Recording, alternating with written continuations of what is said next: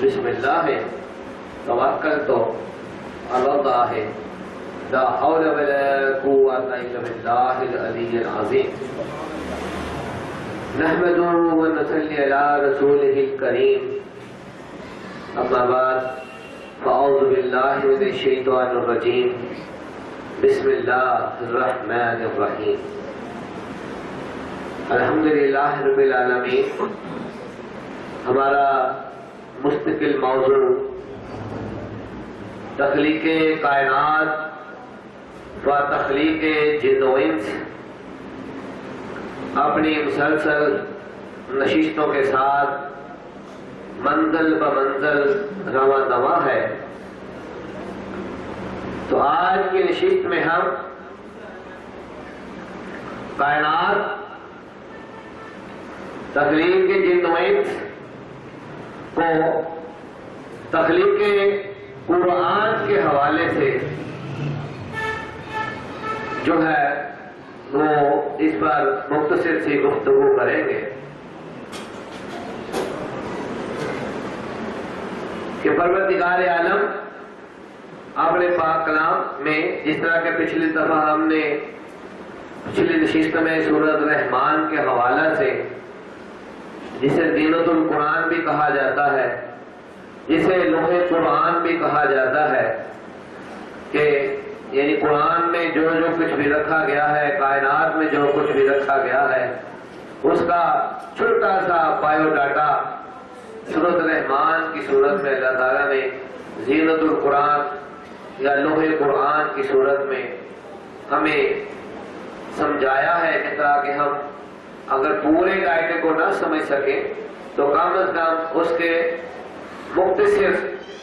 Short جو ہے وہ قانون کو سمجھ لیں۔ تو سورہ رحمان کے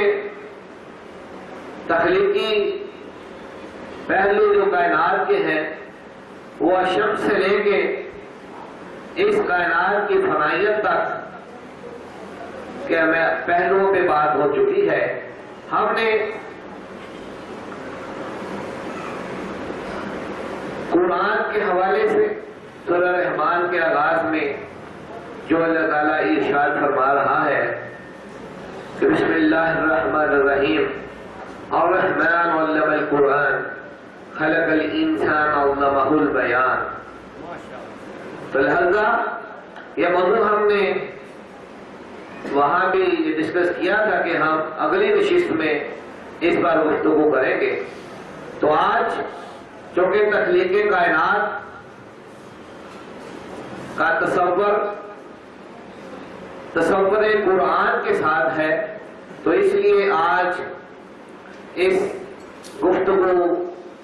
کو سورۃ رحمان کے اس پہلو کے حوالے سے دیکھ رہے ہیں۔ سب سے پہلے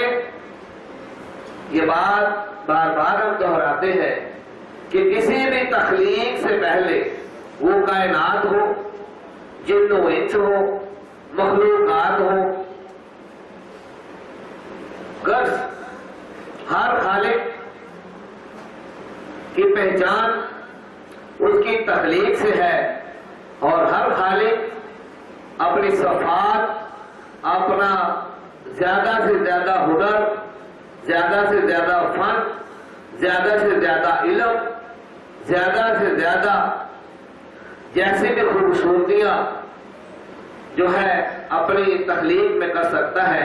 یہ ہر خالق کا ایک شعور ہوتا ہے، اس کا ایک ٹارگٹ ہوتا ہے۔ تو پروردگار عالم نے جب اس کائنات کو بنانے کا ارادہ فرمایا، اللہ تعالیٰ اپنے پاک کلام میں جہاں بھی ہم اللہ تعالیٰ کے حوالے سے ذکر سنتے ہیں کہ اللہ تعالیٰ نے زمین کو بنایا، آسمانوں کو بنایا، مخلوقات کو بنایا، یا قرآن میں واضح فرما دیا کہ جب میں کسی چیز کے بنانے کا ارادہ کرتا ہوں تو کہتا ہوں کن، یعنی حکم فرماتا ہوں کہ ہو جا، اور وہ چیز جو ہے اسی ارادے، اسی مکمل ٹارگٹ کے مطابق تخلیق ہو جاتی ہے، لیکن یہ فقط لفظوں کا تصور نہیں ہے، اس وہ کہ مالک ہمارے رحمان و رحیم رب العالمین کی یہ بنائی ہوئی کائنات ایک اٹل حقیقت ہے جسے ہر پہلو سے، جیسے کہ انسان، جن و انس اور کائنات کی تخلیق میں ہم نے سائنسی نقطہ نگاہ سے فارمولیشن کے حوالے سے، مختلف میڈیکلی ویو سے، کیمیائی ویو سے، انجینئرنگ ویو سے، کمپیوٹر پروگرام ویو سے، مختلف پہلوؤں سے ہم نے کہ یہ تمام علوم انسان اور اس کائنات کے ساتھ اٹیچ ہیں، الگ نہیں ہے، لیکن آج کا موضوع قرآن ہے کہ قرآن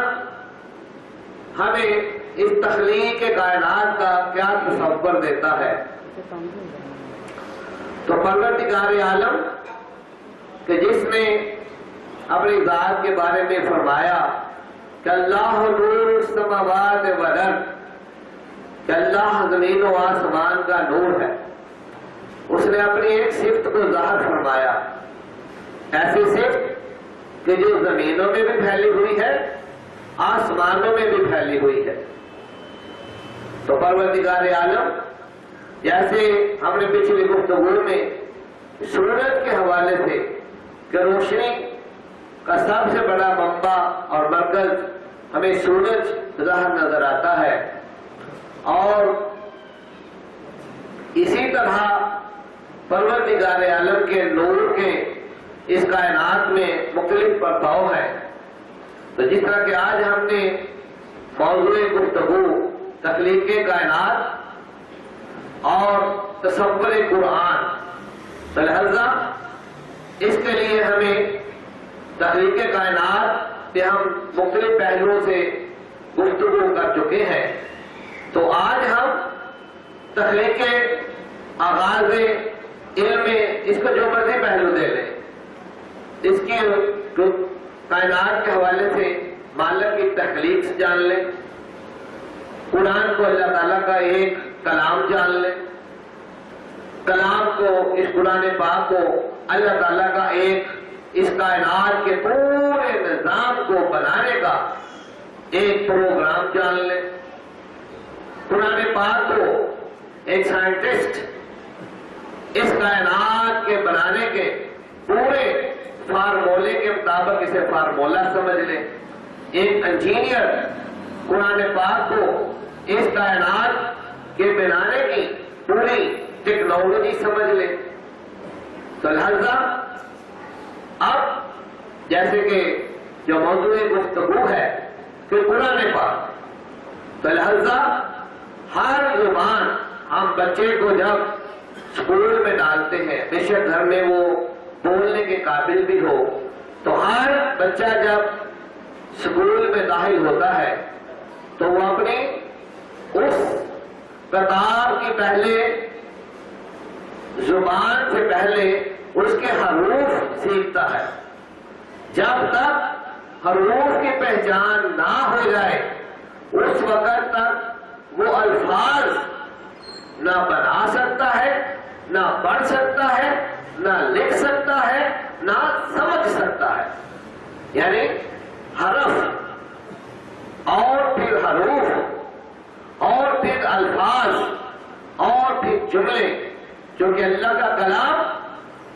مجموعہ حروف ہے، پھر حروف الفاظوں کی صورت میں جڑے، الفاظ اسماء بنے، اسماء آیات بنی، آیات سورتیں بنی، سورتیں پھر ایک پارے اور قرآن کے 30 پاروں کی صورت میں ڈھلی۔ تو لہذا ہم بنیادی بات سے کہ پروردگار عالم اس زمانے کا تصور کریں جس زمانے میں یہ قرآن نبی کریم صلی اللہ علیہ وآلہ وسلم پر نازل ہو رہا ہے۔ اس دور میں کیا لوگ الف سے واقف نہیں تھے؟ کیا اس زمانے میں لوگ بے سے واقف نہیں تھے؟ کیا اس زمانے میں لوگ میم سے واقف نہیں تھے؟ کیا اس زمانے میں لوگ رے سے واقف نہیں تھے؟ یعنی حروف تمام پڑھے لکھے جو عربی تھے، جو نہیں بھی پڑھے لکھے تھے، وہ بھی زبان بولنے کے حوالے سے حروف کو سمجھتے تھے، الفاظوں کو سمجھتے تھے، اس کے مقاصد اور مطالب کو سمجھتے تھے۔ لیکن جو پڑھے لکھے ہیں وہ کو حرف کی بھی پہچان تھی، حروف کی بھی پہچان تھی۔ تو جب پروردگار عالم اپنے اس کلام کا نزول فرما رہا ہے تو ایک سورہ مبارکہ کے اندر پروردگار عالم یہ ارشاد فرما رہا ہے کہ ہم نے اس قرآن کو عربی میں نازل کیا ہے تاکہ، کیونکہ اس کا نزول بنیادی طور پر نبی کریم صلی اللہ علیہ وآلہ وسلم کی ذات مبارکہ پر اور آپ کی ذات مبارکہ کے ذریعے سے جو ہے اہل عرب اور بھی پوری کائنات سلسلہ در سلسلہ نزول ہو رہا تھا۔ تو پروردگار عالم نے حالانکہ اس دور میں جب حروف پہلے سے موجود تھے، ہر حرف اس لینگویج کا پہلے سے موجود تھا، سارے حروف موجود تھے، لیکن پروردگار عالم نے جو آج ہمیں قرآن پاک میں مختلف سورہ مبارکہ کے راز میں کہیں الف لام میم را نظر آتا ہے، کہیں الف لام میم نظر آتا ہے، کہیں کاف ہا یا عین صاد نظر آتا ہے، کہیں ہا میم نظر آتا ہے، کہیں تا ہا نظر آتا ہے، کہیں نون نظر آتا ہے، کہیں کاف نظر آتا ہے۔ بس تحقیق کرنے پر، جستجو کرنے پر یہ ثابت ہر ایک کے علم میں ہے کہ قرآن پاک کے یہ جو حروف قطعات ہے، جنہیں حروف قرآنی بھی کہا جاتا ہے، حروف نورانی بھی کہا جاتا ہے، لوح قرآنی بھی کہا جاتا ہے۔ تو لہذا جب اس کے حرف اکٹھے کیے گئے تو تمام جو حروف تھے ان میں مشترکہ مترادف جو الفاظ علیحدہ سے جمع ہوئے وہ کتنے ہوئے؟ 14۔ قرآن پاک میں جو مشترکہ الفاظوں کی صورت میں پہلے حرف کی صورت میں جو استعمال ہوئے وہ جب مشترکہ طور پر اکٹھے کیے گئے تو 30 کلمات قرآن پاک میں اللہ تعالیٰ نے مختلف صورتوں کے آغاز میں بیان فرمائے، اور جب 30 کلمات میں سے الفاظوں کو اکٹھا کیا گیا تو 14 حرف علیحدہ 14 حرف سامنے آئے۔ تو لہذا اس بات سے پتہ چلتا ہے کہ اگرچہ اس زمانے میں حرف پہلے سے موجود تھے ظاہری حوالے سے، لیکن پروردگار عالم نے، چونکہ قرآن ایک ازلی کتاب ہے، قرآن کیا ہے؟ کتاب ازل ہے، یہ اللہ تعالیٰ کا کلام ازل ہے، یہ نزول جو ہے جو نبی کریم صلی اللہ علیہ وآلہ وسلم کی ذات مبارکہ پر قرآن کا نزول ہے۔ یہاں میں کچھوں کے گفتگو کا تو آغاز ہے، لیکن ایک بنیادی بات، یہ قرآن اس طرح کہ میں نے بتایا کہ یہ ایک فارمولہ بھی ہے، پوری اس کائنات کی ٹیکنالوجی بھی ہے، اور اس کائنات کو کس پہلو سے لینگویج کے طور پر دیکھیں تو ظاہر ہے کہ حرف ہوگا تو حروف بنیں گے، اور اسی طرح سے انسان پڑھنے، لکھنے، سمجھنے، بولنے اور اپنے مقاصد کو بیان کرنے اور دوسرے کے مقاصد کو سمجھنے کہ جب تک یہ صفات بندے کے اندر نہ ہوگی، مخلوقات کے اندر نہ ہوگی، تو لہذا اگر یہ شعور اور یہ حسیات نہ ہو، جیسے دیکھنے کی حس، سننے کی حس، بولنے کی حس، چھونے کی حس، سوچنے کی حس اور سونگنے کی حس، یعنی حواس خمسہ کا بھی جس نام دیا گیا ہے، تو لہذا ان کے اوپر پھر ایک شعور کہ جو ان کی دیکھنے کی، سننے کی، بولنے کی اور سونگنے کی، چھونے کی ایک پوری ترجمانی بیان کرتا ہے، یعنی تمام حسیات کے اوپر، تمام صفات کے اوپر ایک شعور جو ہے وہ ہیڈ کوارٹر کی صورت میں، ہیڈ آف ڈپارٹمنٹ کی صورت میں ہمارے وجود کا جو ایک ہیڈ ہے وہ ہمارا شعور ہے، ہماری عقل ہے. اس کو ظاہری والے سے، عقل سے، دماغ سے بھی اٹیچ کیا گیا ہے اور اس کو قلب سے بھی اٹیچ کیا گیا ہے کہ قلب کو فقط دل کے دھڑکنے کا، کیونکہ جس طرح دماغ یہ تو ایسے ہمارے جسم کے کنیکشن ہے، سر سے لے کے پاؤں تک کا کنیکشن اتنا حساس ہے کہ پاؤں میں کانٹا چبھے تو تکلیف سارے وجود کو ہوگی. کانٹا پاؤں میں چبھے تکلیف سارا وجود محسوس کرے گا. شعور فوری طور پر احساس دلائے گا کہ پاؤں میں کانٹا چبھا ہے. ہاتھوں کو حکم دے گا کہ ہاتھ کہ جا اس جگہ سے کانٹے کو باہر نکال. لہذا ہاتھ میں طاقت اور کرنٹ دوڑے گی اور جسم اس طریقے سے موومنٹ کرے گا، حرکت کرے گا. یعنی ہم یہ نہیں کہہ سکتے کہ ہمارے اعضاء کے نام ضرور علیحدہ علیحدہ، پاؤں کا نام ہے، ٹانگیں ہیں، گھٹنے ہیں، ٹخنے ہیں، پیٹ ہے اور اس طرح ہمارا سینہ ہے، زبان ہے، آنکھیں ہیں، کان ہے، سر ہے، سر کے بال ہیں، جسم کے بال ہیں. ہر ایک ایک ظاہر وجود ظاہریہ کا، وجود مخفی کا اور وجود باطنیہ کا ایک ایک ذرہ بھی، ایک بال بھی جو ہے وہ ہم سے لا تعلق نہیں ہے. اور اگر ہم کہیں کہ جس طرح سر سے لے کے پاؤں تک ہماری، جیسے ہم مٹی کے حوالے سے یہ پہلے ڈسکس کر چکے ہیں کہ انسان کو مٹی سے بنایا گیا، جنات کو آگ سے بنایا گیا. تو لہذا ہم اس فارمولے پر بھی، اس کے متعلقہ ٹیکنالوجی پر بھی، اس کے کیمیائی مراحل پر بھی ہر پہلو سے گفتگو کر چکے ہیں. لیکن جو کہ آج موضوع قرآن ہے تو لہذا آج قرآن کی جو فارمولیشن ہے کہ پروردگار عالم نے جس زمانہ ظاہریہ میں قرآن کو پورے نزول کے ساتھ نازل فرمایا تو لہذا یہ نہ سمجھا جائے کہ یہ قرآن کا نزول جو ہے یہ اس دور کا نزول ہے. تو قرآن تو اصلی نزول ہے. اس کے بہت سے شواہد بھی ہے، اس کے بہت سے عقائد بھی ہے کہ پروردگار عالم سورہ رحمان میں جو ذکر فرما رہا ہے، الرحمن علم القرآن وخلق الانسان علمہ البیان. تو لہذا پروردگار عالم نے اس کائنات کا ایک جو پروگرام بنایا اس کے لیے سب سے پہلے حرف اور وہ حروف اس کے نور کے اندر جو صفات ہے کہ جس طرح ایک چھوٹی سی دلیل کہ پہلے آسمانوں پر، یہ تو سائنس نے بعد میں شیشے کو ایجاد کیا اور انعطاف اور انعکاس کے یا لیکن ایسے روشنی کے مراحل کو کہ سفید روشنی 7 روشنیوں کا مجموعہ ہے، ہمیں 7 رنگ نظر آتے ہیں. لیکن یہ فارمولا تو کائنات میں ہمارے پروردگار عالم نے آسمانوں میں ہی انسانوں کو کئی مرتبہ دکھایا کہ جب کبھی بارش ہوتی ہے اور بادل ہلکے ہلکے آسمانوں پر ہوتے ہیں تو سورج کی روشنی ان بادلوں کو چیر کر پانی کے اندر سے جب گزر کر تک ہمارے تک پہنچتی ہے تو ہمیں آسمانوں پہ 7 مختلف قسم کی لہریں، 7 مختلف قسم کے رنگ جو ہے وہ پھیلے ہوئے نظر آتے ہیں. تو لہذا وہ جنہیں ہم کوس و قزح بھی کہتے ہیں اور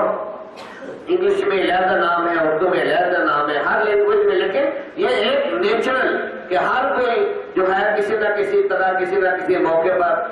ہر ایک نے مشاہدہ کیا ہوگا. لیکن سائنس نے اب تو اس کی فارمولیشن کو سائنسی قوانین کے تحت تو جو ہے وہ پریکٹیکلی بھی ثابت کر دیا ہے. لہذا انعطاف کے، انعکاس کے کہ سفید روشنی کیسے 7 رنگوں میں بدلتی ہے اور پھر 7 رنگ دوبارہ کیسے سفید روشنی میں بدل جاتے ہیں، اس کے آلے اور اس کے متعلقہ جو چیزیں ہیں وہ تو سائنس ایجاد کر کے جو ہے اس کے پریکٹیکل واضح کر چکی ہے. لیکن یہاں پر یہ بتا دیا جائے کہ پروردگار عالم جو کہ وہ خالق ہے،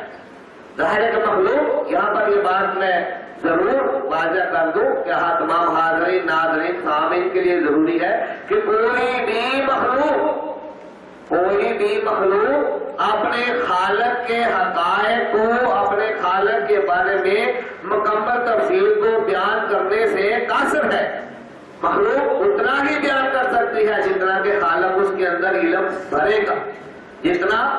خالق اپنے اس خلق کے اندر جو ہے وہ اپنا علم ظاہر کرے گا، تو لہذا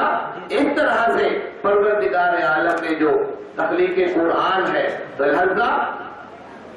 تخلیق قرآن کے حوالے سے جیسے بات ہو رہی ہے کہ پہلے یہ ایک کتاب ہے، پھر جب ہم دیکھیں تو یہ صورتوں کا مجموعہ ہے، پاروں کا مجموعہ ہے، پھر یہ آیات کا مجموعہ ہے، پھر یہ اللہ تعالیٰ کے اسماء کا مجموعہ ہے، پھر یہ الفاظوں کا مجموعہ ہے، پھر یہ حروف کا مجموعہ ہے، اور اس کے بعد دیکھیے کہ حرف، تو لہذا جو ایک چیز ہوتی ہے حرف جو ہے وہ عنصر ہے، اور جب خالی لفظ عنصر ہے، الف لام میم را، یہ کیا ہے؟ 4 الفاظوں کے مرکب، کاف ہا یا عین صاد، تو لہذا یہ کیا بنے؟ مرکب۔ تو لہذا پروردگار عالم نے یہ سائنس کا آج کا جو قانون ہے کہ عنصر،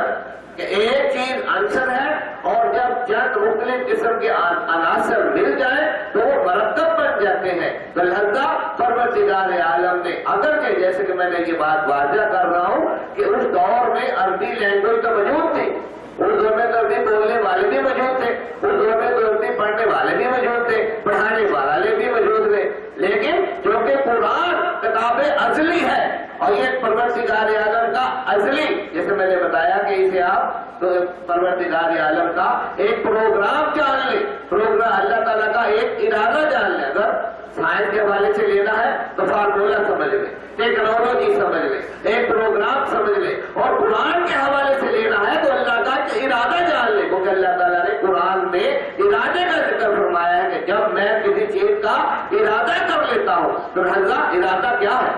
ارادہ پورے ایک پروگرام کا نام ہے۔ تو لہذا پروردگار عالم نے جب اس کائنات کی تخلیق کا ارادہ فرمایا تو لہذا اس سے پہلے اپنے ذات، اپنے نور پر، اپنے نور کے جو ہے اوپر توجہ فرمائی، اور اپنے نور کے اندر پائے جانے والے جو سب سے جو چیزیں نور میں ہمیں سب سے پہلے چیزیں ظاہر ہوتی ہیں وہ اس روشنی کے رنگ ہیں، کہ جس طرح سفید روشنی جو ہے وہ 7 رنگ، یہ ظاہر کی بات ہو رہی ہے کہ یہ ہماری آنکھ کی، یہ ہماری بصارت کی، ہماری آنکھ کی استطاعت ہے کہ ہم صرف 7 رنگ دیکھ پاتے ہیں، ورنہ اس روشنی کے ایسے رنگ بھی ہیں کہ جن کو ہماری آنکھ دیکھنے سے قاصر ہے۔ یہ بات سائنس کے حوالے سے بھی، دنیاوی علم کے حوالے سے بھی یہ بات ثابت ہے کہ ہم آنکھ سے جب آپ نظر سے جو چیز نہیں دیکھ سکتے تو آج بہت سے ایسے شیشے اینڈر کی صورت میں ہم آنکھ سے آ جائیں، آنکھ ٹیسٹ کروانے بورڈ نہیں پڑھ سکتے، اینڈر کا شیشہ آگے لگ جاتا ہے،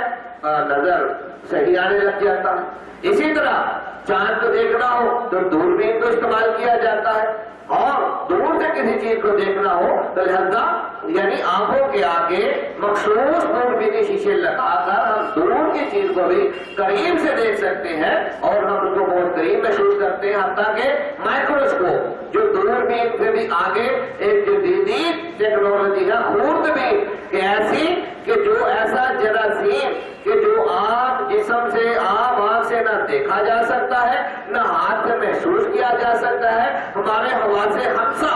اپنے ظاہری مکمل یعنی حسیات کے ساتھ اور پورے شعور کے ساتھ بھی کوشش کر لیں تو اس جراثیم کو نہیں دیکھ سکتے، لیکن وہی جراثیم کو جب خوردبین کے شیشوں کے نیچے رکھا جاتا ہے تو وہی ہماری آنکھ اس خوردبین کے شیشوں کے ذریعے سے اس جراثیم کا، اس جراثیم تو کیا بلکہ اس کے اندر باہر تک کا بھی مکمل طور پر مشاہدہ کرنے میں کامیاب ہو جاتی ہے۔ تو اس سے پتہ چلتا ہے کہ بہت سی چیزیں پروردگار عالم نے ایسی رکھی ہے کہ جو ہماری ظاہری آنکھ عام روٹین میں ان چیزوں کو صرف دیکھ سکتی ہے، اگر کوئی خاص چیزیں مزید دیکھنی ہو تو ہمیں ایکسٹرا چیزوں کی ضرورت ہے۔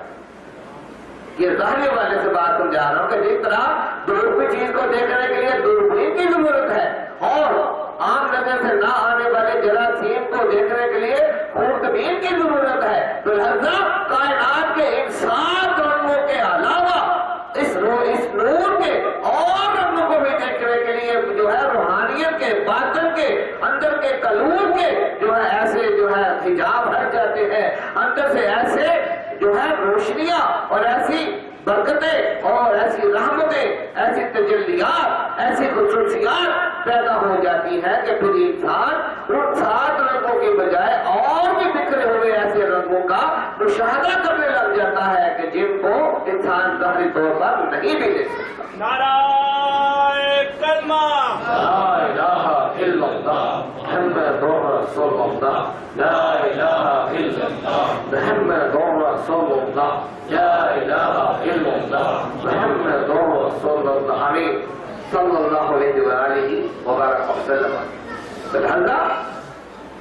تخلیق کائنات موضوع قرآن، تو لہذا اس سے پہلے ہم کہ بہت سے علماء اور جگہ کے مفسرین، یہاں پر میں یہ بات واضح کرتا ہوں، پہلے ہمیں تھوڑا سا، جو کہ بات تو آغاز سے ہو رہی ہے لیکن ہمیں تھوڑا سا آگے سفر کرتے ہوئے دلیل دینا ضروری ہے کہ نبی کریم صلی اللہ علیہ وسلم حدیث مبارکہ سے، اصحابہ کی روایات سے یہ بات ثابت ہے کہ جب ہمارے آقا رحمت للعالمین کہ قرآن کی جو پہلی آیت، جو پہلی جو ہے وحی نازل ہوئی ہے، وہ کیا ہے؟ اقرأ باسم ربک الذی خلق، اقرأ سے، لفظ اقرأ سے شروع ہو رہا ہے۔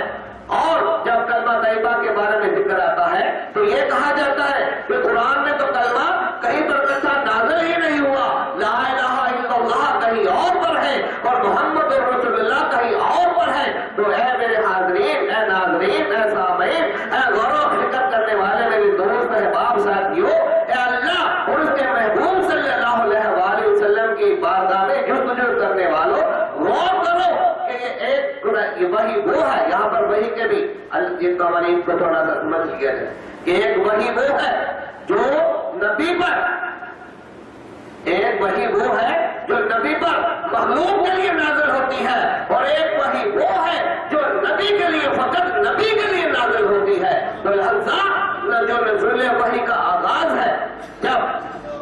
جب یہ سوال اٹھتا ہے کہ لا الہ الا اللہ تو بعد میں آیا قرآن میں، اور محمد رسول اللہ تو کئی سالوں کے بعد محمد رسول اللہ قرآن میں نازل ہوا، تو ہمارے آقا رحمت للعالمین نے اہل مکہ کو جو پہلے دن بلا کر جو پیغام دیا تھا، کیا یہ اس آیت کا پیغام دیا تھا کہ اس خالق کو مانو کہ جس نے تمہیں خون کے دودھ سے پیدا کیا ہے، بلکہ پروردگار عالم کے حکم سے ہمارے آقا رحمت للعالمین نے جو پہلا حکم دیا، جو پہلا پیغام دیا، جو پہلی دعوت دی، وہ یہی تھی، لا الہ الا اللہ۔ کہ مشرکین مکہ یہ جو 360 بت جو ہے مکہ کے کعبہ کے اندر رکھے گئے ہیں، جو وہ تم ان کو پوج رہے ہو، تو لہذا اللہ کے سوا کوئی معبود نہیں ہے، اللہ ہی ایک جو ہے وحدہ لا شریک جو ہے عبادت کے لائق ہے، اور باقی کوئی بھی جو ہے اس کا شریک جو ہے نہیں ہے، اور کوئی بھی اس کے معبودیت میں اس کا کوئی شریک نہیں ہے۔ تو لہذا یہ وہ پہلی وحی تھی جو فقط اللہ کے پیارے نبی صلی اللہ علیہ وآلہ وسلم کے لیے تھی۔ کیوں؟ کیونکہ آپ لا الہ الا اللہ کا پیغام اپنی طرف سے خود نہیں دے سکتے، اور اگر کہا جائے کہ قرآن میں محمد رسول اللہ تو بڑی دیر بعد میں آیا، تو کیا ہمارے آقا رحمت للعالمین نے جو اپنی رسالت کا پہلے دن اعلان فرمایا کہ اللہ کے سوا کوئی معبود نہیں، اور اہل مکہ کہ میں محمد ابن عبداللہ جو ہے وہ اب محمد رسول اللہ کی صورت میں تمہارے ساتھ مخاطب ہوں، کہ اللہ تعالیٰ نے مجھے محمد رسول اللہ کے مقام پر فائز فرما دیا۔ قرآن میں چیز بعد میں آتی ہے، جبکہ میرے آقا رحمت للعالمین علیہ السلام کی تو پہلی دعوت جو ہے وہ تو ہے ہی کلمہ طیبہ کہ لا الہ الا اللہ، کہ اہل مکہ کہ تم ان بتوں کو چھوڑ دو، اور جو رب کعبہ ہے، یہ جو رب کعبہ ہے یہ وحدہ لا شریک ہے، اس کا کوئی شریک نہیں ہے، اور تم نے جو مختلف قسم کے مختلف صفات کے حوالے سے جو ہے کہ یہ بت رزق دینے والا ہے، یہ برسات برسانے والا ہے، یہ اولاد دینے والا ہے، یہ جنگ میں مدد کرنے والا ہے، یہ تم نے جو مختلف قسم کے 360 مختلف قسم کے وزیر جو ہے بنائے ہوئے ہیں، اللہ کے شریک بنائے ہوئے ہیں، ان کی کوئی ضرورت نہیں ہے، یہ بے بالکل یہ مٹی کے ہیں، گارے کے ہیں، لوہے کے ہیں، پتھر کے بنائے ہوئے بے جان ہے، یا پھر ان کے اندر جو ہے وہ حزب الشیاطین کا وجود موجود ہے، ورنہ یہ اللہ کے نہ تو شریک ہے، نہ یہ قابل عبادت ہے، نہ یہ قابل پرستش ہے۔ اللہ تعالیٰ اپنی عبادت میں اور تمام کائنات کے نظام کو چلانے میں اور ہر ایک سبجیکٹ کے اندر کیوں سے کسی اور شریک کی ضرورت ہی نہیں ہے۔ تو لہذا پروردگار عالم کا جو پہلا پیغام تھا وہ نبی کریم صلی اللہ علیہ وآلہ وسلم کی پہلی دعوت، حالانکہ ابھی قرآن میں جب جا کر رحمت للعالمین نے اہل مکہ کو لا الہ الا اللہ کی دعوت دی تو تب تک وحی کے نقطہ نگاہ سے کتابیں جو ہے قرآن پاک کے نزول کے حوالے سے لا الہ الا اللہ کا نزول قرآن کے حوالے سے بھی نہیں ہوا، محمد رسول اللہ کا نزول جو ہے وہ قرآن کے حوالے سے تو الفاظوں میں قرآن کی آیات کی صورت میں اگر یعنی اس صورت میں نازل نہیں ہوا، لیکن یہ وہ پہلی وحی ہے جو ہمارے آقا رحمت للعالمین علیہ الصلوۃ والسلام پر ڈائریکٹ آپ کی ذات کے لیے نازل ہوئی ہے کہ اے میرے محبوب، اے میرے محمد رسول اللہ، کہ آپ کا مشن ہے کہ لا الہ الا اللہ، کہ اللہ کے سوا کوئی معبود نہیں، تو لہذا یہ جو جتنے بھی غیر معبود ہیں آپ ان کی پہلے دعوت دیں کہ سب ان کی پرستش چھوڑ دیں۔ آپ کا یہ مشن ہے کہ آپ زبان سے، آپ اپنے ہاتھ سے اور اپنی تمام قوت سے جس طریقے سے جو ہے وہ ہو سکے اے محبوب صلی اللہ علیہ وآلہ وسلم کہ آپ نے میرے ان تمام شریکوں کو مٹانا ہے۔ جو زبان سے سمجھے زبان سے سمجھے، جو ہاتھ سے سمجھے گا اس کو ہاتھ کے موقع پر سمجھا دیا جائے گا، جو معجزات سے سمجھنا چاہے گا معجزات سے سمجھا دیا جائے گا۔ اگر جس پہلو سے انسان کا سوال ہوگا اس کو اس کے معبود کی معبودیت کے بارے میں دکھا دیا جائے گا، لیکن اے محبوب اس کے لیے لازم ہے یہ معجزات دکھانے کے لیے، میرے کلام کے نزول کو برداشت کرنے کے لیے، میرے کلام کو آگے پہنچانے کے لیے، میرے مشن کو آگے، میرے توحید کی قابلیت کو پورا کرنے کے لیے محبوب آپ کا مقام محمد رسول اللہ پر فائز ہونا لازم ہے۔ لا الہ الا اللہ محمد رسول اللہ، لا الہ الا اللہ محمد رسول اللہ، لا الہ الا اللہ محمد رسول اللہ صلی اللہ علیہ وآلہ وبارک وسلم۔ لہذا یہ بات غور کرنا کہ قرآن میں بھی آیات قرآنیہ کے حوالے سے، قرآن کے ترتیب نزولی کے حوالے سے، وحی کے حوالے سے، اور وہ صحابہ جو وحی کے گواہ ہیں، جو وحی کے شاہد ہیں، جو وحی کے تحریر کرنے والے ہیں، وہ بھی جو ہے وہ یہی احادیث میں بھی ملتا ہے کہ قرآن تو اقرا سے شروع ہوا، جبکہ اصل پیغام تو لا الہ الا اللہ سے شروع ہوا ہے، اصل پیغام تو محمد رسول اللہ سے شروع ہوا ہے کہ لا الہ الا اللہ۔ اہل مکہ، اہل مشرکین، اہل کتاب، اہل کائنات کہ جان لو کہ لا الہ الا اللہ یہ مشن ہے اور محمد رسول اللہ یہ مقام ہے۔ لہذا جب نزول قرآن میں اور نزول وحی میں، آغاز وحی میں یہ ہم پر ظاہری طور پر روایات کے حوالے سے قرآن کا نزول اقرا سے شروع ہو رہا ہے، پہلی وحی پہلی آیت کا نزول اقرا سے شروع ہو رہا ہے، جیسے میں نے بتایا کہ اس قانون سے جہاں پر یہ سمجھ لے، اس قانون سے، اس دلیل سے یہ بات سمجھ لے کہ اللہ تعالیٰ کی طرف سے علوم، اللہ تعالیٰ کی طرف سے وحی، اللہ تعالیٰ کی طرف سے پیغام مخلوق کے لیے اور ہوتے ہیں، انبیاء کے لیے اور ہوتے ہیں، اور آقا رحمت للعالمین محمد رسول اللہ کی اپنی ذات کے لیے اور ہوتے ہیں۔ یعنی وحی کا ایک حصہ نہیں ہے، اللہ کے پیغام کا ایک حصہ نہیں ہے۔ تو لہذا اس طرح کے بعد تخلیق کائنات اور قرآن کے حوالے سے اس دلیل کی ضرورت اس لیے پڑی کہ جس طرح قرآن، اب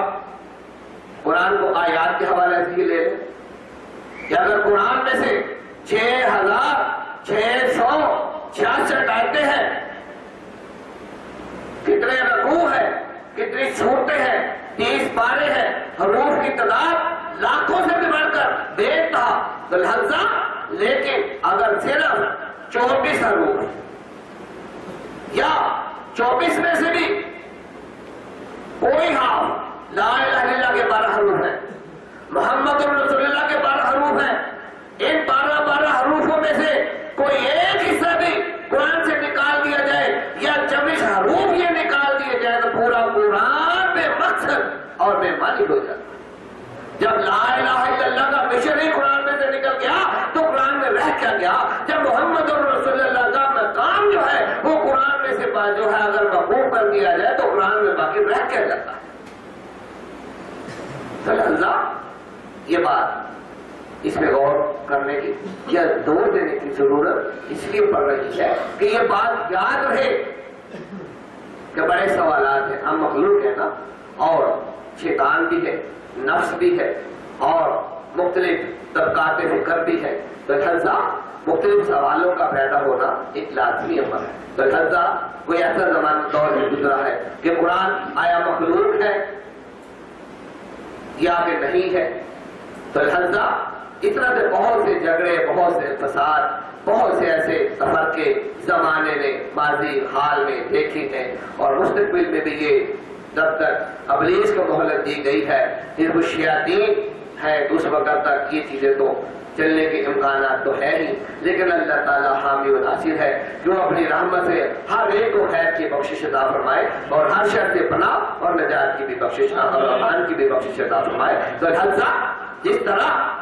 کہ نبی کریم صلی اللہ علیہ وآلہ وسلم کے آغاز پیغام میں آپ اپنی طرف سے کبھی بھی اہل مکہ کو لا الہ الا اللہ کی دعوت نہیں دے سکتے، بتائیں میں دے سکتے ہیں؟ کسی کا ایمان ہے، کسی کا یقین ہے کہ اللہ کے پیارے نبی نے ابھی کلمہ نازل ہی نہیں ہوا اور مکہ والوں کو کرنے کی دعوت دی ہو؟ ایسا ممکن ہو سکتا ہے؟ کیوں کہ یہ میرے اللہ کا مشن ہے جو اللہ نے اپنے محبوب صلی اللہ علیہ وسلم کو عطا کیا کہ محبوب کہ آپ نے لا الہ الا اللہ کے مشن کو پورا کرنا ہے کہ میرے سوا کوئی معبود نہیں ہے، اور میرے سوا جتنے بھی معبود ابلیس نے ظاہری طور پر انسانوں کے ذریعے سے، باطنی طور پر شیطانوں کے ذریعے سے بنا دیے ہیں یا بنا رہا ہے میرے محبوب، آپ کا کام ان سب کو مٹا دینا۔ لہذا اور اس کے لیے اے محبوب، اے میرے محمد، کہ میں آپ کو محمد رسول اللہ کہ میں نے آپ کو بھیجا ہے اور میں نے آپ کو اپنا پورا رسول بنا کر بھیجا ہے، پورا کلام دے کر بھیجا ہے کہ آپ کو، یعنی یہ قرآن جیسے بات موضوع قرآن ہے، موضوع کیا ہے؟ قرآن۔ تو لہذا جیسے کہ بتایا کہ جس طرح بات قرآن پہ چل رہی ہے تو اس طرح بات حرف سے چل رہی ہے، حرف سے حروف ہے، یعنی 14 پہلے حروف ہیں ایک ایک کر کر، پھر ان کے ذریعے سے اللہ تعالیٰ نے مرکبات کی صورت میں مختلف صورتوں کے آغاز میں 30 کلمات جو ہے وہ مرکب کی صورت میں جوڑ کر جو ہے وہ ہمیں عطا کیے ہیں۔ اگرچہ عام انسان کسی بھی طرح سے نہ تو ان کا مطلب کسی طرح میں واضح ہے ان کا، لیکن مطلب واضح نہیں تو مقصد میں تو غور کرنا چاہیے، مطلب واضح نہیں تو مقصد میں غور کرنا چاہیے کہ پروردگار عالم نے یہ قرآن کو یہ کہہ کر کہ یہ جو آج سے 1400 سال پہلے نازل ہونے والی کتاب نہیں ہے بلکہ یہ تو اصلی کتاب ہے کہ جب اس کائنات میں کچھ نہیں تھا تو میں نے اپنے نور سے اپنی صفات سے جو رنگ لیے، جو میں نے اپنے صفات کا، جو میں نے اپنی ذات کا، اپنی صفات کا مشاہدہ کیا اور اس میں جو میں نے اپنی صفات کے جو رنگ دیکھے ان سے میں نے ایک رنگ کا نام الف رکھ دیا، ایک رنگ کا دوسرے رنگ کا نام لام رکھ دیا، تیسرے رنگ کا نام جو ہے وہ را رکھ دیا، چوتھے کا کہا جو ہے کاف رکھ دیا، پانچویں کا ہاں رکھ دیا اور چھٹے کا یا رکھ دیا، پھر عین رکھ دیا، پھر سواد رکھ دیا۔ تو لہذا اسی طرح سے میں نے اپنے نور کے رنگوں کو جو ہے وہ حرف، ہر ایک حرف کا نام دیا، ایک حرف کا نام دیا۔ تو لہذا میں نے 14 حروف جو ہے 14 نور جو ہے میں نے اپنے انسانوں کے لیے کہ جو ان کے لیے قابل برداشت ہے. تو لہذا جیسے کہ بتا رہا ہوں کہ قرآن پاک جو ہے یہ پورا، اس لیے کوئی یہ سوال اٹھاتا کہ بھائی قرآن تو عربی میں نازل ہوا، اللہ تعالیٰ فرما رہا ہے قرآن عربی میں نازل ہوا. بھائی زیر زبر، یہ الف، یہ بے اور یہ تمام حروف جو ہے یہ تو جاہلین میں بھی یہ وہ بھی پڑھ رہے تھے، وہ بھی جانتے تھے. تو پروردگار عالم نے یہ حروف قطعات کو، یہ حروف نورانی کو جو صورتوں کے آغاز میں نازل فرمایا ہے، آج تک لوگ ان کو پڑھتے ضرور ہیں. اور اب یہ بھی بتایا کہ ان کا ثواب الف لام میم جس مبارکہ میں بھی ہے. الف لام میم اگر مطلب نہ بھی سمجھ آئے تو جس طرح ہر حرف کی 10 نیکیاں ہیں، الف لام میم کی بھی اسی طرح 10 کر کے پوری 30 نیکیاں ملیں گی. تو لہذا لیکن اللہ کا مقصد یہی تھا کہ کوئی بات میں آنے والا یہ نہ کہے کہ کلام اللہ کا ہو، حروف جو ہیں وہ جاہلیت کے زمانے کی لینگویج سے لیے گئے ہو. غور کریں اس بات پر کہ کلام اللہ کا ہو. اگر یہ حروف قطعات نہ ہوتے، اگر یہ حروف نورانی کا نزول نہ ہوتا تو لہذا یہی سمجھا جاتا کہ قطعات جو ہے یہ سوال، یہ نقطہ بہت شیطان کے بہت سے حملے ہیں گمراہ کرنے کے. شیطان کے بہت ایسے بریک جب موٹے پہلوؤں سے وہ انسان کو گمراہ نہیں کر پاتا نا، تو بڑے بریک پہلوؤں سے وہ انسان کے پیچھے گمراہی کی سر کرنے کے لیے لگا رہتا ہے. تو لہذا ایسے کہ وہ کتاب کے بارے میں وسوسہ ڈال دے کہ بھائی کتاب اللہ کی، کتاب اللہ سے منسوب ہے اور بذریعہ جبریل وحی ہے اور بذریعہ محمد رسول اللہ کلام کی صورت میں پہنچائی جا رہی ہے اور بذریعہ صحابہ زبانی یاد کر کے یا تحریر کر کے جو ہے محفوظ کی جا رہی ہے یا حفظ کر کے تحریر کی جا رہی ہے. لیکن اس کے بنیادی حروف تو زمانہ جاہلیت کی زبان سے ہی لیے گئے ہیں نا. لہذا پروردگار عالم نے حروف کے بارے میں بھی واضح کر دیا کہ جو اس کے جو عربی لینگویج کے یہ جو حروف ہیں جو عربی لینگویج کے بنیادی جنہیں حروف تہذیب ہم کہتے ہیں، اور قرآن پاک کی تعلیم کو ناظرہ سیکھنے کے لیے ہمیں پہلے حرف اور پھر پوری الف سے لے کے یہ تک پورے جو ہے وہ الف کا یہ سیکھنا پڑتا ہے. تبھی ہمیں حرف کی پہچان ہوتی ہے، تبھی بھی ہم حرف کو حروفوں سے جوڑ کر الفاظ بناتے ہیں اور تبھی پھر وہ الفاظ مل کر پورا ایک زبان بنتے ہیں. تو لہذا پروردگار عالم نے جو ہے یہ واضح کیا کہ پہلے تو میرے 14 حروف ہیں اعداد اللہ حرف کی صورت میں، یہ میرے 14 نور ہو، یہ میری صفات کے 14 نور ہیں جن میں سے 7 تمہیں واضح طور پر نظر آتے ہیں اور 8واں نور سفید روشنی ہے. 8واں نور کیا ہے؟ پہلے کیا ہے؟ سفید روشنی. پہلے تو سفید پہ دیکھو گے نا بھائی، پہلے تو سفید نور دیکھو گے نا. پھر سفید نور کو جب آسمانوں کے باتوں کے پانی کی صورت میں آسمان پر 7 رنگوں کی صورت میں دیکھو، یا سائنس جاننے والے جو ہے وہ انعطاف اور انعکاس کے قوانین کے جو شیشے ہیں ان کے ذریعے سے دیکھیں کہ لہذا یہ 7 رنگ ہماری ظاہری آنکھ دیکھ رہی ہے، سفید روشنی 7 رنگوں میں ڈر رہی ہے، لیکن ان 7 رنگوں کے ساتھ سفید روشنی کو ریکارڈ کرنا ضروری ہے. تو لہذا اس سے پتا چلا کہ 8 نور ہماری ظاہری آنکھ برداشت کر سکتی ہے، دیکھ سکتی ہے، ان کی پہچان کر سکتی ہے. تو لہذا یہ بات یاد رہے کہ کلمہ طیبہ، یہ بات یاد رہے کہ کلمہ طیبہ اس کے 24 حروف ہیں. یہاں پر میں لینگویج کے اوپر معاملے پہ حروف پہ بات چل رہی ہے. تو لہذا کہ جب یہ سائنس کا بھی قانون ہے اور یہ قاعدہ لینگویج کا بھی ہے، ہر ٹیکنالوجی کا ہے، کائنات کے ہر نظام کا ہے، ایک چیز کو دوسری چیز سے جوڑ کر جو ہے وہ اس کا مرکب بنایا جاتا ہے، اس کے مقاصد کو واضح کرنے کے لیے جو ہے ان کو آپس میں جوڑا جاتا ہے. تو لہذا پروردگار عالم نے 14 تو حروف نورانی نازل فرمائے اور پھر ان حروف نورانی کو قرآن پاک کی مختلف صورتوں کے آغاز میں جوڑ کر مرکبات کا بھی اشارہ فرما دیا. حالانکہ وہ مرکبات جس طرح اگر ہمیں کہیں خالی نون بھی آیا ہے، کہیں خالی قاف بھی آیا ہے، کہیں الف لام میم بھی آیا ہے، تو ہمیں ان کے مطالب کا ان کا جو ہے کوئی پتہ نہیں، لیکن یہ ہے کہ اللہ تعالیٰ کے قرآن کے، اللہ تعالیٰ کے کلام کا تو کوئی ایک الف بھی بے معنی نہیں ہے، بے مقصد نہیں ہے، بے مطلب نہیں ہے، اور بے کسی بھی وجہ کے بغیر نہیں ہے۔ تو لہذا پروردگار عالم نے 14 حروف نورانی کو الگ الگ صورت میں بھی جب تم ان میں سے اکٹھے کرو گے تو تمہیں ان میں سے جو مترادف نظر آئیں گے وہ 14 نظر آئیں گے، لیکن مختلف جگہوں پر جو میں ان کو اکٹھا کروں گا تو اللہ تعالیٰ نے عنصر کی بھی نشانیاں دے دی کہ ایک کائنات کا نظام ایک حرف ہوگا،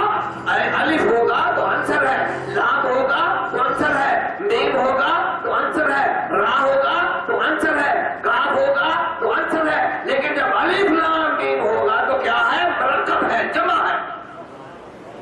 جب ایک حرف ہو تو بعد ایک انسان کھڑا ہو تو ایک، دو کھڑے تو جوڑا، مرکب، جمع، جماعت۔ تو لہذا پروردگار عالم نے جو ہے اپنے کلام کے آغاز میں یہ بات بتا دی کہ یہ کتاب ازلی ہے، یہ کتاب ازلی ہے، اسی سے حرف بنا، اسی سے جو ہے میں نے اپنے نور سے ہی جو ہے حرف بنایا ہے، اور میں نے اپنے انوار سے، اپنی صفاتی انوار سے جو ہے وہ حروف بنائے ہیں، جن میں سے 7 نور تمہیں ظاہری آنکھ سے نظر آتے ہیں، اور 8واں نور سفید روشنی کی صورت میں، مرکب کی صورت میں جو ہے وہ تمہیں نظر آتا ہے، لیکن یہ تو ہماری ایک ظاہری استاد، جس طرح میں نے دوربین کا حوالہ دیا، جس طرح میں نے خوردبین کا حوالہ دیا کہ ہم جب اور مختلف شیشے لگا کر جو دنیا میں ایجاد ہوئے ہیں تو لہذا اسی طرح جو چیزیں ظاہر کی ایجاد ہے، اسی طرح جب باطن میں اللہ تعالیٰ اپنے محبوب بندوں کو، اپنے انبیاء مرسلین کو علوم سکھاتا ہے تو ان کے عقلوں کے اوپر، ان کے قلوب کے اوپر ایسے نور کے، یہ شیشہ کیا ہے؟ یہ دوربین کا شیشہ، یہ خوردبین کا شیشہ، یہ ایک صاف شفاف مختلف زاویے سے بنائی گئی ایک ٹیکنالوجی کے حوالے سے چیز ہے کہ آپ وہ چیز کو بڑا کر کے دیکھ لیں۔ تو لہذا یہی ہے نور۔ حضرت یوسف علیہ السلام کہ آپ کو خوابوں کا علم سکھایا جا رہا ہے، جو قرآن پاک میں ہم خواب دیکھ رہے ہیں، قیدیوں کا خواب ہے، یوسف علیہ السلام کا اپنا خواب ہے، اور شاہ مصر کا خواب ہے، لیکن خواب میں زبان اور ہے، جو چیزیں نظر آ رہی ہیں وہ اور ہے، لیکن ترجمے میں، سمجھنے میں، سمجھانے میں، مقاصد میں اور ہے، جس کا مطلب صاف ظاہر ہے کہ خواب کی زبان اور تھی، اس زبان کو دنیاوی زبان میں ٹرانسفر کرنے کے لیے جو ہے اس علم کا، اس زبان کا سیکھنا ضروری ہے۔ تو یوسف علیہ السلام کو اللہ تعالیٰ نے وہ زبان سکھائی، اللہ تعالیٰ کو وہ علم سکھایا، تو لہذا جس کی وجہ سے انہوں نے قیدیوں کے خواب کی بھی پکی سچی جو ہے وہ تعبیر بتائی، اور شاہ مصر کے خواب کی بھی پکی سچی تعبیر بتائی۔ تو لہذا اسی طرح اللہ تعالیٰ اپنے بندوں کے قلوب پر، ان کے عقلوں پر، ان کی آنکھوں پر، ان کے کانوں پر، ان کی زبانوں پر،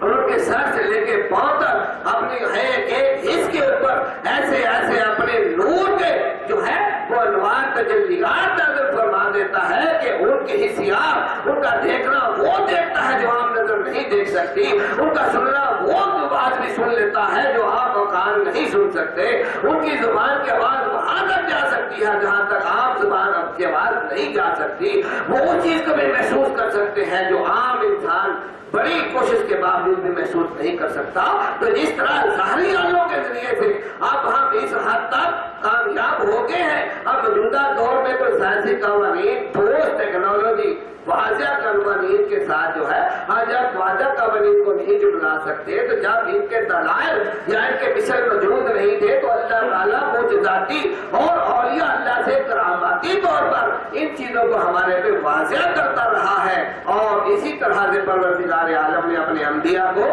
اپنے مختلف صفات کے اعتبار سے جو ہے وہ فیضیاب فرمایا، اور تمام کتابوں کو حضرت سے لے کے نبی کریم صلی اللہ علیہ وسلم کی ذات تک جتنی کتابیں نازل ہوئی، یہ جو اللہ تعالیٰ ہمیں حکم فرماتا ہے، کل آمن باللہ وملائکتہ وکتبہ ورسلہ، کہ بھئی ایمان لاؤ، تم کل تمام کے تمام ایمان لاؤ اللہ پر، اس کے ملائکہ پر، اس کی کتابوں پر، اس کے رسولوں پر۔ کیوں؟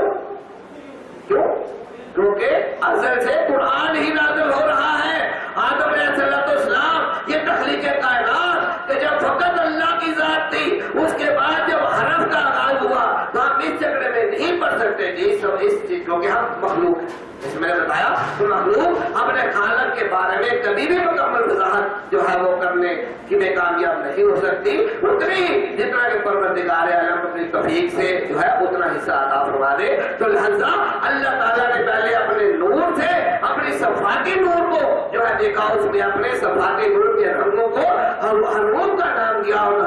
حروف کو عناصر کو جو ہے مرکبات کی جب صورت میں جب جوڑا تو اس میں سے اللہ تعالیٰ کے صفاتی ناموں کے جو ہے وہ نام بنے، اور اسی انہی الفاظوں سے پھر اللہ تعالیٰ نے اس کائنات کی ایک پوری پلاننگ جو ہے قرآن پاک کی صورت میں بنائی. تو لہذا یہ جان لے کہ الرحمن جو اللہ تعالیٰ کی صفات ہے، الرحمن کے بارے میں اللہ تعالیٰ فرماتا ہے کہ الرحمن علی العرش استویٰ، کہ رحمان ہے جو عرش پر تشریف فرما ہے. یہ کہ اللہ تعالیٰ نے اپنی ذات کے بعد اپنی صفات کا جائزہ لیا، اپنی اس تمام صفات میں سے اللہ تعالیٰ نے قرآن میں سورۃ رحمان کی صورت میں دی اور دیگر مقامات بھی واضح کر دیا کہ میں نے اپنی صفت رحمان کو عرش پر تشریف فرمایا ہے، کیونکہ یہ میری صفت جو ہے میری باقی تمام صفات کی حاکم ہے. میں نے اس اپنی صفت کو باقی تمام صفات پر غالب فرمایا ہے. اس لیے اللہ تعالیٰ نے قرآن پاک میں یہ بہت جگہ پر ارشاد فرمایا کہ میں نے اب رحم کو، رحمت کو اپنے نفس پر، اپنی ذات پر لازم کر لیا ہے. اور اسی طرح حدیث میں بھی فرمایا گیا کہ سبق کا رحمتی اللہ غضبی، کہ میری رحمت میرے غضب پر غالب ہے.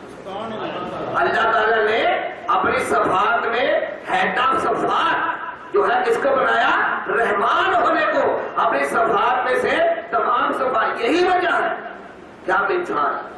جن و انس جتنے مرضی گناہ کرتے پھرے، حتیٰ کہ اللہ کے شریک بھی کرتے پھرے، 360 کیا ہزاروں کی صورت میں اس کے وزیر بشیر اور مختلف شعبوں سے اس کے جو ہے شریک بھی بنائے، اسے کیا اسے غصہ نہیں آتا؟ جب انسان اس کی نافرمانی کرتا ہے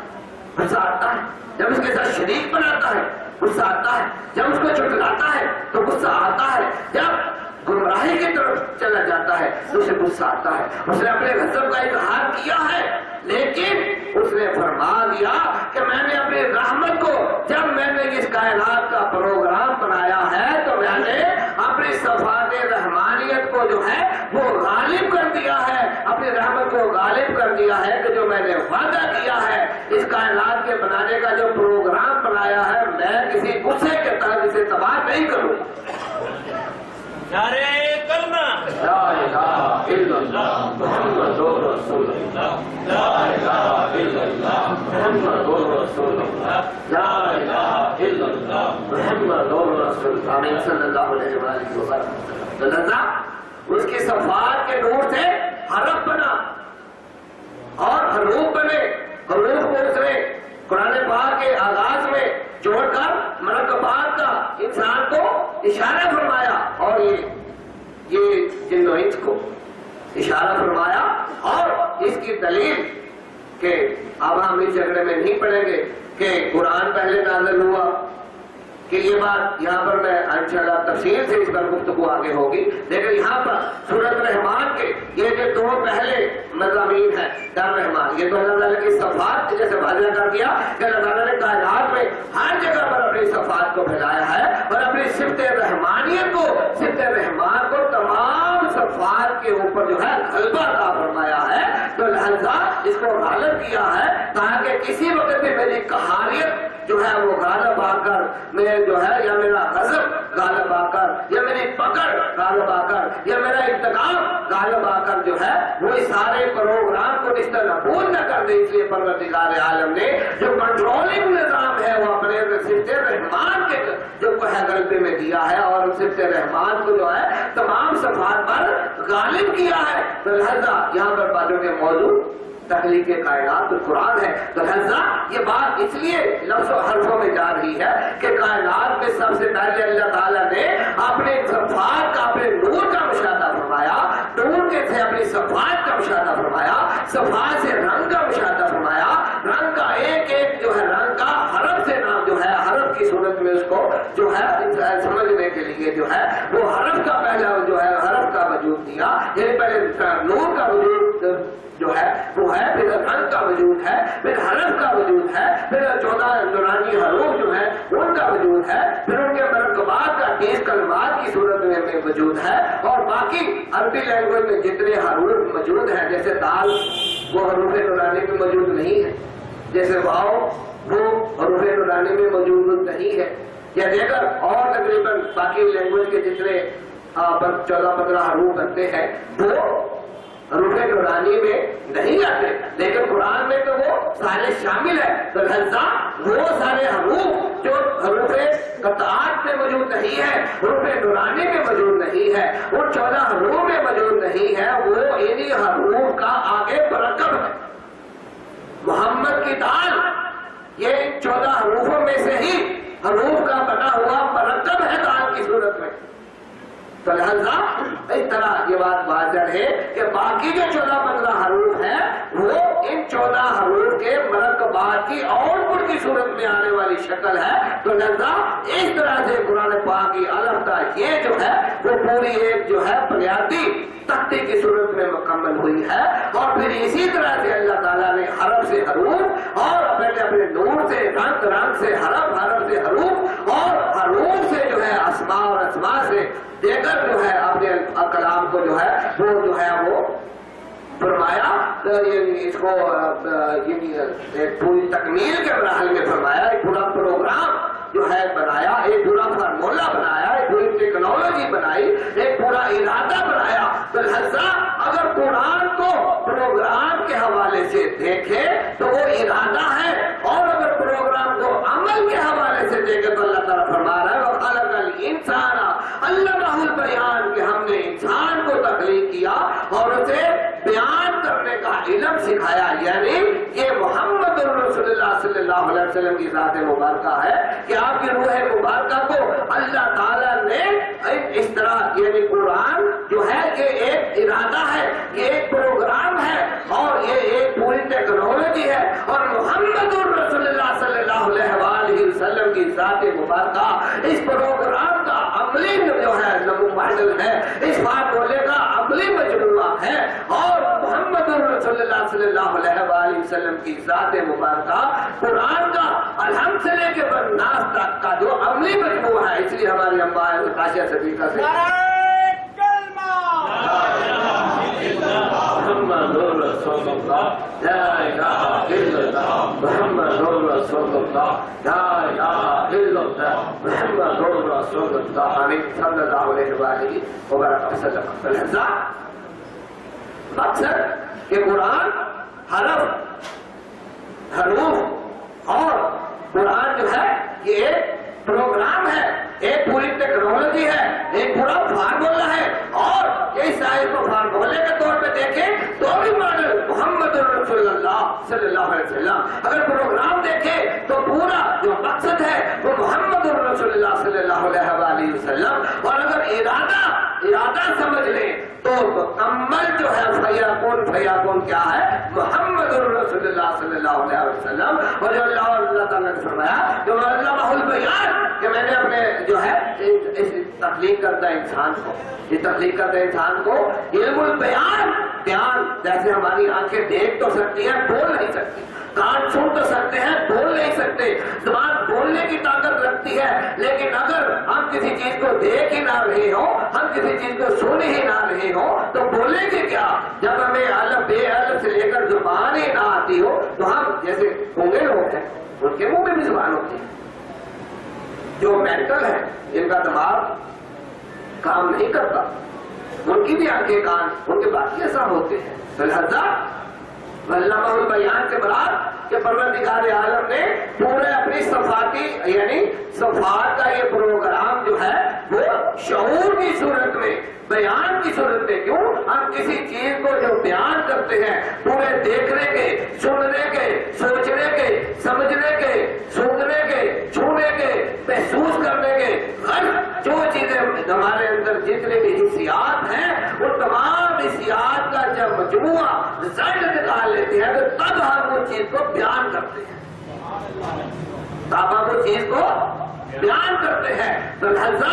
جو قرآن پاک ہے وہ نبی اللہ تعالیٰ کا ارادہ ہے اور محمد رسول اللہ صلی اللہ علیہ وسلم اس کا عملی ماڈل ہے، آپ کی روح مبارکہ اس کا عملی ماڈل ہے۔ تو لہذا جیسے کہ بتایا کہ قرآن پاک جو ہے یہ جو ہے نبی کریم یعنی نبی کریم صلی اللہ علیہ وسلم کی ذات مبارکہ کے حوالے سے، اور بھی جس طرح کہ میں نے علم البیان کے بعد الشمس والقمر سے لے کر سورہ رحمان کے بارے میں پہلے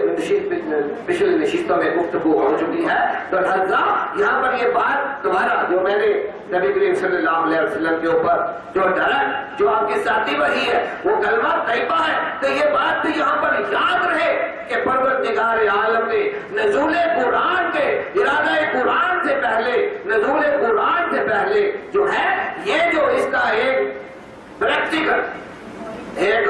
پریکٹیکل جو سب سے پہلی بنیاد اپنی بارگاہ میں اپنی ذات سے بنائی تھی، اپنی ذات میں جو ارادہ بنایا ہے اس ارادے کو سمیٹ کر سب سے چھوٹا کام کر اگر قرآن پاک کو سمیٹے، جیسے میں نے واضح کیا کہ لا الہ الا اللہ کو قرآن سے نکال دے، محمد رسول اللہ کو اگر قرآن میں سے محفوظ کر دے تو قرآن بالکل بے مقصد بے معنی رہ جاتا۔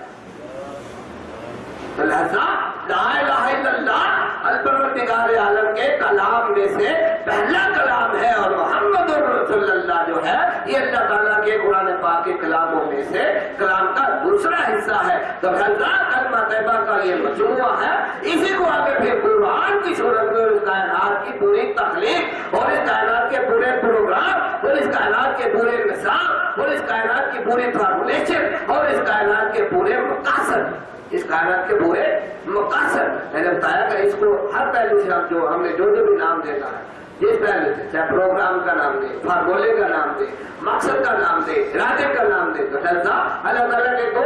جو ہے یہ تو سائنس کی اگر کتابوں کی باتیں ہو یعنی علوم کی باتیں لینگویج کی باتیں آ جاتی ہے، لیکن اللہ تعالیٰ نے اپنے کلام میں ارادے کا بھی ذکر فرمایا اور ارادے کو عمل درآمد ہونے کا اور اس کے ارادے کو اپنے پروگرام کو ارادے کی صورت میں ظاہر کیا، پھر اس ارادے کے عملی جو ہے نمونے کو ماڈل کی صورت میں جو ہے وہ ہمارے جو ہے ہم پر ظاہر کیا، اور بلکہ پھر اس کا مقصد بھی بتا دیا، بلکہ اس کا مقصد بھی بتا دیا کہ جس میں قرآن پاک میں آیت مبارکہ کا ترجمہ ہے کہ بے شک ہم نے جنوں اور انسانوں کو اپنی عبادت کے لیے تخلیق کیا، یعنی مقصد بھی بتا دیا، مقصد بھی بتا دیا۔ تو لہذا پہلا مقصد اللہ تعالیٰ کا جو اس کائنات کے بنانے کا ہے وہ لا الہ الا اللہ اور محمد رسول اللہ ہے، یہ ازل سے چل رہا ہے، اس کے آغاز سے چل رہا ہے، یہ ازل بھی یہ اول بھی یہی ہے اور آخر بھی یہی ہے، ازل بھی یہی ہے، ابد بھی یہی ہے، جو کہ وقت کی کمی بھی مد نظر ہے، لیکن میں اشارہ تھوڑا سا اشارہ یہاں پر دے کر آج کی نشست کو یہاں پر تکمیل تک لے کے جاؤں گا، پھر دوبارہ انشاءاللہ کیونکہ یہ ایک کافی لمبا مقصد ہے، اس میں ہمیں ممکن ہے کہ کئی نشستوں میں گفتگو کرنی پڑے، تو لیکن یہ بات ازل اور ابد کے اس کلمے کی اگلی عبادت کو ذہن نشین اس تصور کے ساتھ، اس یقین کے ساتھ اور ان دلائل کے ساتھ، ان مثالوں کے ساتھ یہ جان لے کہ اسلام کے اندر آنے کے لیے سب سے پہلے کلمہ طیبہ یعنی اللہ تعالیٰ کی توحید کا اقرار کرنا، اس کے متعلقہ ہر قسم کے شرک کی نفی کرنا، محمد صلی اللہ علیہ وسلم کی ذات مبارکہ کو اللہ کا رسول ماننا، یہ ایمان کا اولین، جیسے حضور مشرفہ فرماتے ہیں کہ منہ و کلمہ آنکھنا نوشہ دل و یقین، سچی فقیری یہ ہوئی سچا دین۔ نعرہ کلمہ لا الہ الا اللہ محمد رسول اللہ، لا الہ الا اللہ محمد رسول اللہ، لا الہ الا اللہ محمد رسول اللہ صلی اللہ علیہ وسلم۔ جو کلمے کو کامل، سچا، مکمل دین اگر عقل میں نہیں سماتا تو ہے بس ایک چھوٹی سی دلیل دے کر گفتگو کو ان مرحلے پر مکمل کرتے ہیں کہ ہم مذہب کے اندر آتے ہیں، کلمہ طیبہ ہم سب کے لیے اجتماعیت میں ہے، لیکن نماز میں اختلاف، روزے کے ٹائمنگ میں اختلاف، روزے کی ڈیٹوں میں اختلاف، حج بھائی دنیا میں نماز انکاری نہیں ہے، فرض ہے، روزہ فرض ہے، زکات فرض ہے، حج فرض ہے، احکامات کا ماننا فرض ہے، ممنوعات سے بچنا فرض ہے، لیکن جب یہ انسان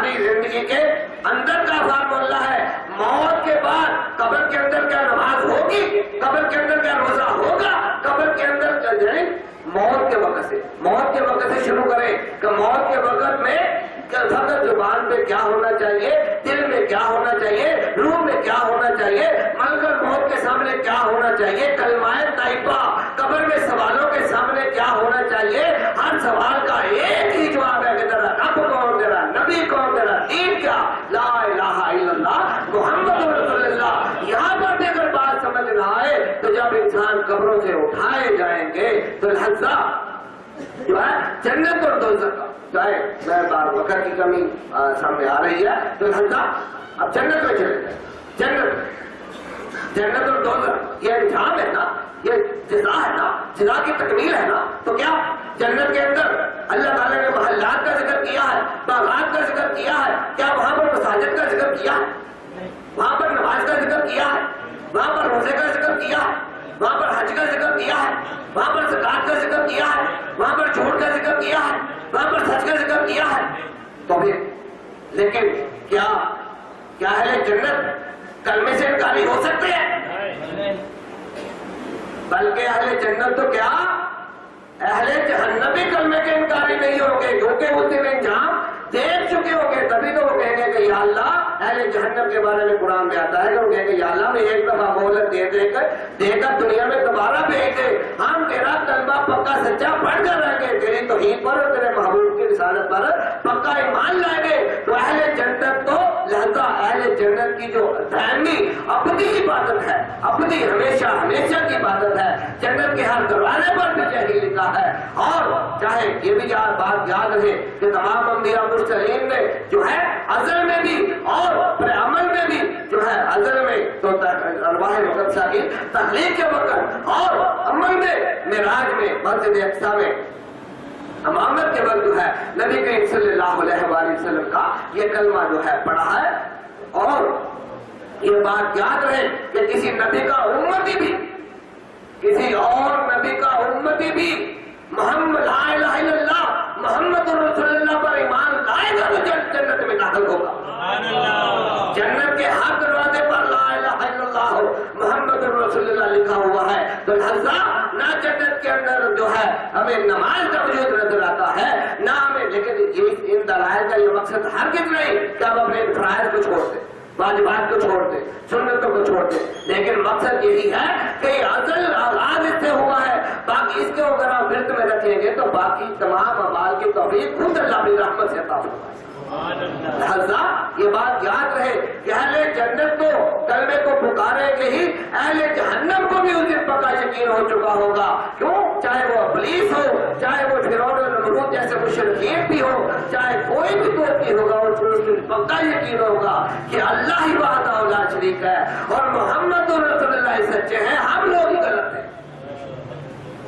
جنت والے کہیں گے کہ اللہ ہی سچا ہے اور ہمارے آقا رحمت للعالمین محمد رسول اللہ سچے ہیں، کہ اللہ کا احسان کہ جس نے ہمیں کلمہ پر قائم رکھا اور ہم بچ گئے۔ لیکن اہل دوزخ بھی اس دن کلمے پر ایمان لائے ہوئے ہوں گے، لیکن ان کے ایمان کو اس وقت فائدہ نہیں ہوگا کیونکہ انہوں نے دنیا میں ایمان نہیں لایا ہوگا۔ اس جو ہمارا یہ مہلت کا وقت ہے، اس میں جب ایمان نہیں لائے ہوں گے تو اس وقت جب آنکھوں سے دیکھ لیں گے کہ اللہ کے توحید کے علاوہ کوئی اور معبود ہے ہی نہیں اور محمد رسول اللہ کی رسالت سچی ہے، تو لہذا وہ عذاب اٹھاتے ہوئے بھی اس وقت کسی بت کو نہیں پکاریں گے، اس وقت وہ اللہ کو ہی پکار رہے ہوں گے کہ یا اللہ تو ہمیں معاف کر۔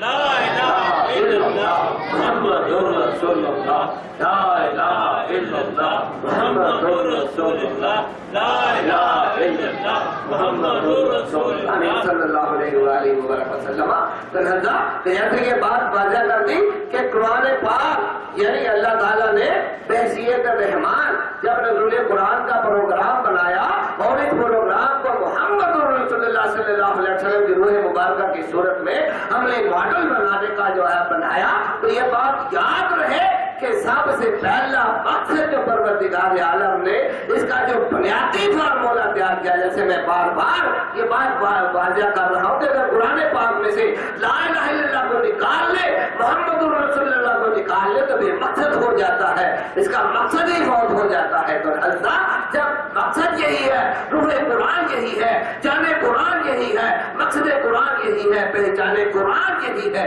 تو لہذا اس کو مضبوطی سے تھامے۔ اتحاد بھی اسی میں ہے، افضل بھی اسی میں ہے، ابد بھی اسی میں ہے، حقیقت بھی اسی میں ہے، شریعت بھی اسی میں ہے، طریقت بھی اسی میں سے ہے۔ تو لیکن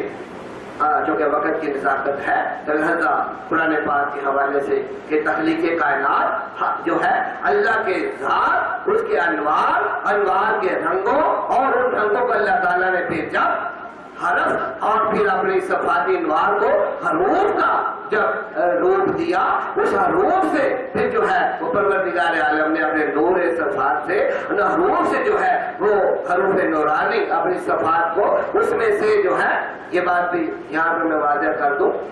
کہ کلمے کے اندر جیسے میں نے بتایا کہ ہم 7 رنگ تو سفید روشنی کے دیکھ سکتے ہیں، اور 8واں رنگ کس کا ہے؟ سفید روشنی کا۔ تو یہ بات آپ کلمے پہ تحقیق کر کے دیکھ لیجئے گا کہ کلمے کے اندر ہے تو 24 حرف، کلمے کے اندر